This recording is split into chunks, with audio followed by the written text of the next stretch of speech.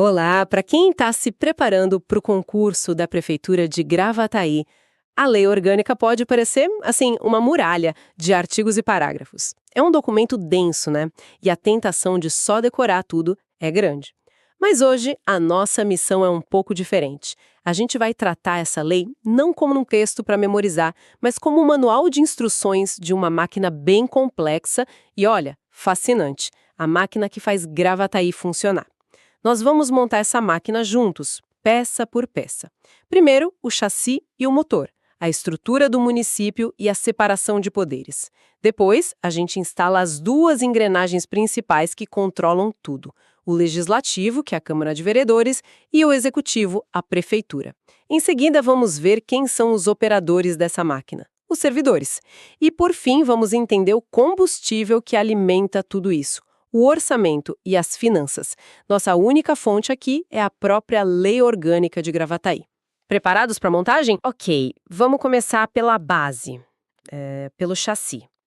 A lei estabelece que Gravataí é uma entidade com autonomia, parte do Estado e do país, claro, mas com governo próprio. E logo de cara define um motor. Dois poderes, o legislativo e o executivo, que devem ser independentes e trabalhar em harmonia. Isso parece simples na teoria, né? Mas o que significa essa autonomia na vida real da cidade? O fascinante aqui é como a lei transforma esse conceito que é meio abstrato de autonomia em algo muito concreto, sabe? A autonomia se manifesta de duas formas principais. Primeiro, o poder de eleger os próprios governantes: vereadores, prefeito, vice-prefeito. Não é alguém de fora que decide. E segundo, o poder de administrar os próprios interesses, de cuidar das coisas da cidade. E a lei já cria uma barreira de proteção fundamental para que essa engrenagem funcione. Um poder não pode delegar suas funções para o outro. E mais do que isso, a mesma pessoa não pode estar nos dois lugares ao mesmo tempo, certo? Um vereador não pode ser secretário e continuar vereador, por exemplo. Exatamente. É a separação total de funções, um princípio básico para evitar a concentração de poder. Mas essa autonomia não significa isolamento. A lei é inteligente nisso. Ela prevê que o município pode e deve firmar convênios com o Estado, a União, outras cidades. Para tocar obras e serviços. Isso, e aqui vai um detalhe que é ouro para a prova. O prefeito não pode simplesmente decidir fazer um convênio por conta própria. A lei amarra essa decisão à aprovação da Câmara. Ah, então é um freio importante. Importantíssimo. A mensagem é clara. Grandes parcerias que afetam a cidade precisam do aval dos representantes do povo, não só da vontade do executivo. Entendi. Então, essa autorização não é só uma formalidade burocrática, é um mecanismo de controle fundamental. A Câmara atua como um guardião, né? Exato. Garantindo que o prefeito não faça acordos que possam endividar ou comprometer o município sem que todo mundo saiba. Isso nos leva direto para a primeira grande engrenagem dessa máquina: o poder legislativo.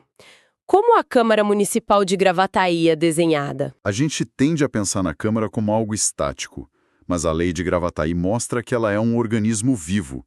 O poder é exercido pelos vereadores, eleitos para mandatos de 4 anos. Mas o número de cadeiras não é fixo. Como assim? Ele cresce ou diminui de acordo com a população do município. Pera, isso é interessante. Eu sempre imaginei que o número de vereadores fosse algo gravado em pedra. Mas o que você está dizendo é que se Gravataí crescer muito, a próxima legislatura pode ter mais vereadores? Pode ir e vai.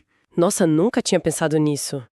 Não é só um número para decorar, é um mecanismo de flexibilidade democrática.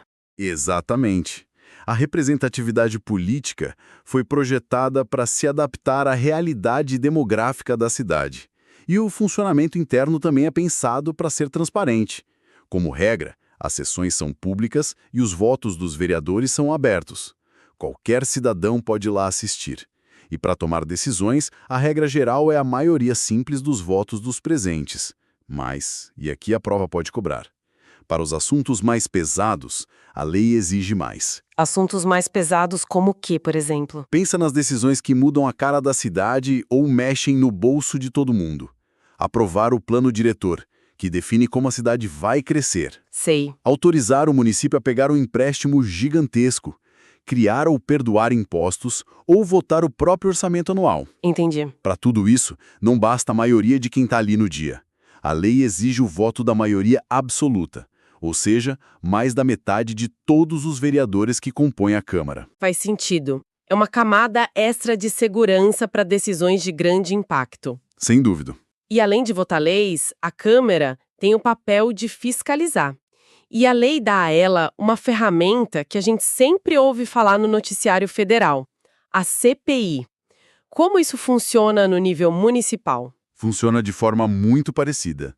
E é um instrumento de fiscalização poderosíssimo. Basta a assinatura de 1/3 dos vereadores para abrir uma comissão parlamentar de inquérito para investigar um fato específico. E não é só teatro. Não mesmo. A lei diz que todos os órgãos da prefeitura são obrigados a entregar as informações que a CPI pedir, e rápido, em até 15 dias. Ou seja, se a CPI pede um contrato, a secretaria tem que entregar. Não tem desculpa. É a Câmara exercendo na prática seu papel de fiscal do dinheiro e dos atos do executivo. E essa fiscalização não acontece no vácuo, né? Ela existe para controlar o outro poder. Então vamos atravessar a praça e ver como funciona a prefeitura. Quem está no comando e quais são as regras do jogo para o prefeito. O prefeito é o chefe do poder executivo, auxiliado pelos seus secretários, que são um time de confiança dele. E a lei define claramente as tarefas que são exclusivas do prefeito. O trabalho de casa que só ele pode fazer. Ele é o rosto da cidade, então é ele quem representa o município oficialmente. Uhum. Ele monta sua equipe, ou seja, nomeia e demite os secretários, e o mais importante, ele tem a chave do cofre. É ele quem dá o pontapé inicial em qualquer projeto de lei que envolva dinheiro e orçamento. E ele também tem o poder de dizer não para a Câmara, certo? O famoso veto. Sim, e esse é o coração do sistema de freios e contrapesos. Se a Câmara aprova uma lei que o prefeito considera inconstitucional ou, sei lá, ruim para a cidade, ele tem 15 dias úteis para vetar, seja o projeto inteiro ou só uma parte. Mas a palavra final não é dele. De jeito nenhum. O veto volta para a Câmara, que tem 30 dias para analisar, e os vereadores podem derrubar o veto do prefeito. E para isso precisam... Daquele mesmo quórum qualificado que a gente falou antes, o voto da maioria absoluta de todos os membros. É um cabo de guerra bem equilibrado. E uma questão clássica de concurso. O que acontece se, por um infortúnio, tanto o prefeito quanto o vice não puderem governar? Quem assume o comando? A lei estabelece uma linha de sucessão bem clara para evitar qualquer vácuo de poder. O primeiro na linha é o presidente da Câmara de Vereadores. Espera um pouco. Então, o comando da cidade sai do poder executivo e vai para o chefe do poder legislativo. Isso parece uma mudança drástica. Essa transição é imediata? Ele governa com os mesmos poderes? É uma mudança drástica, mas é temporária e necessária para garantir a continuidade administrativa. Ele assume o cargo de prefeito imediatamente para tocar as funções essenciais. É um mecanismo de emergência. Isso mostra, mais uma vez, como os poderes, embora independentes, estão interligados para garantir a estabilidade do governo. E se nem ele puder? Aí a responsabilidade passa para o vice-presidente da Câmara e, em último caso, para o primeiro secretário da mesa diretora. Uau! A máquina tem seus sistemas de segurança. Agora que montamos o chassi e as grandes engrenagens, a gente precisa falar de quem opera tudo isso no dia a dia. O que a lei orgânica diz sobre os servidores públicos de Gravataí? A lei traça as regras gerais para os operadores da máquina.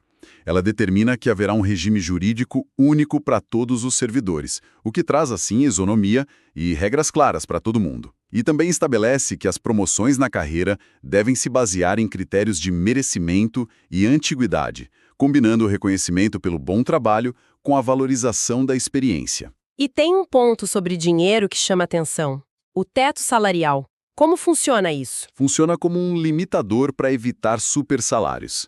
A lei é categórica.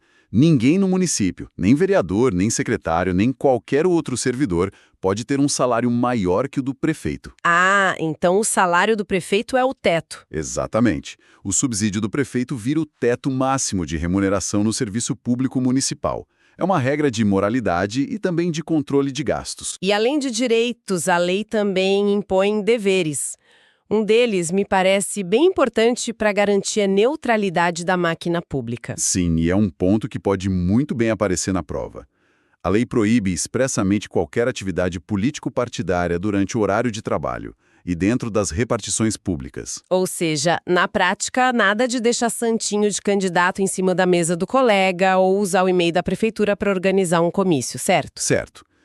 A lei quer garantir que a repartição pública seja um terreno neutro, focado no serviço ao cidadão, e não um comitê eleitoral. Exatamente essa é a intenção. Agora, para essa máquina toda funcionar, ela precisa de combustível. E o combustível é dinheiro. A lei organiza como esse dinheiro entra e como ele é gasto.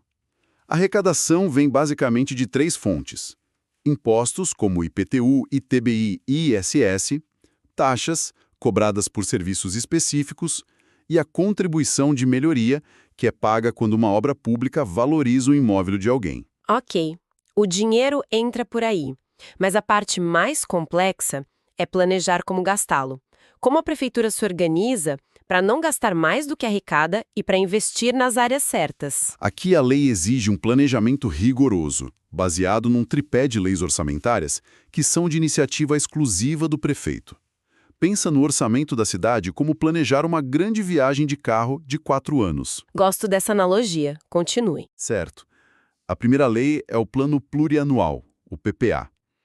Ele é o seu destino final, o grande objetivo da viagem, digamos, chegar ao Nordeste. Ele define as grandes prioridades para os 4 anos de governo. Entendi. O plano geral. Isso. A segunda é a Lei de Diretrizes Orçamentárias, a LDO. Ela é o mapa que você traça para o trecho do próximo ano, definindo as principais estradas e paradas para se manter no rumo do destino final. O planejamento anual, então. Quase. E a terceira é a Lei Orçamentária Anual, a LOA. Essa sim é o dinheiro que você tem no bolso para gasolina, comida e os pedágios daquele ano específico. Uma coisa não funciona sem a outra, entende? Que ótima explicação. E a lei estabelece prazos rígidos para esse planejamento, né? O prefeito não pode simplesmente mandar o projeto da LOA do orçamento anual quando ele quiser. De forma alguma. A lei define que o projeto da LOA deve chegar à Câmara até 15 de novembro de cada ano. Para dar tempo dos vereadores analisarem. Exato, para que eles possam analisar, debater e votar. E para garantir que todo esse ciclo financeiro seja cumprido corretamente, existe um sistema duplo de fiscalização. A Câmara faz o controle externo, com a ajuda do Tribunal de Contas do Estado. Verificando a legalidade dos gastos. Isso. E o próprio Executivo precisa ter um sistema de controle interno, uma espécie de auditoria própria para checar seus atos. E, no fim, vem a prestação de contas. Até 31 de março, o prefeito é obrigado a enviar as contas do ano anterior para a Câmara e para o Tribunal de Contas. Ufa! Montamos a máquina, começamos com o chassi da autonomia, instalamos as engrenagens do Legislativo e Executivo e vimos como elas se equilibram. Conhecemos as regras para os operadores, os servidores, e entendemos como o combustível, o orçamento, é planejado e fiscalizado. Acho que agora a lei orgânica faz muito mais sentido. Não é só um montoado de regras, é a lógica de funcionamento de uma cidade inteira. Compreender isso é a base não só para a prova, mas para ser um servidor que realmente entende seu lugar nessa engrenagem. Sem dúvida. E para deixar uma reflexão final que conecta tudo isso com a cidadania, a mesma lei que a gente está destrinchando para um concurso público também coloca ferramentas de poder diretamente na mão do cidadão. Ela prevê a iniciativa popular de leis e até mesmo a possibilidade de o povo propor emendas ao orçamento da cidade. Para isso, é preciso a mobilização de 5% dos eleitores ou o apoio de entidades representativas. Então a pergunta que fica é, para além de conhecer a lei para passar num concurso, como esses instrumentos podem ser efetivamente usados pelos cidadãos para ajustar as engrenagens e influenciar diretamente os rumos de Gravataí? É a lei saindo do papel e se tornando uma ferramenta real de democracia.